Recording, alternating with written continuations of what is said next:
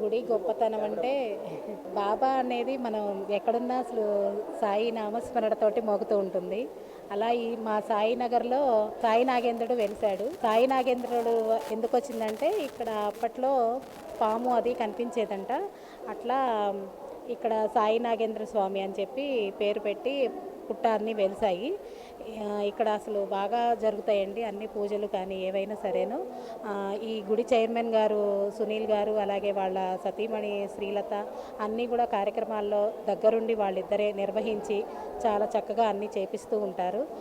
ప్రతిదీ కూడా ఇన్ఫర్మేషన్లు అందరికీ బాగానే అన్నీ చక్కగా చెప్పడము, వాటి గురించి అందరికీ హోమాలు కానీ ఏవైనా సరే పూజలు అన్నీ దగ్గరుండి అందరితోటి వాళ్ళు కలివిడిగా ఉండి గుడి సంరక్షణ కానీ గుడి బాబా గారికి అన్నీ చేయటం కానీ అన్నీ బాగా చేస్తారండి.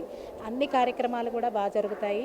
గురు పౌర్ణమి వేడుకలు కానీ, అలాగే దత్తాత్రేయ జయంతి కానీ, ఈరోజు వార్షికోత్సవం 34వ వార్షికోత్సవం చాలా చక్కగా సుదర్శన హోమంతో అన్ని కలశాభిషేకాలతోటి బాగా జరిపించారండి. చాలా చక్కగా జరిగాయి.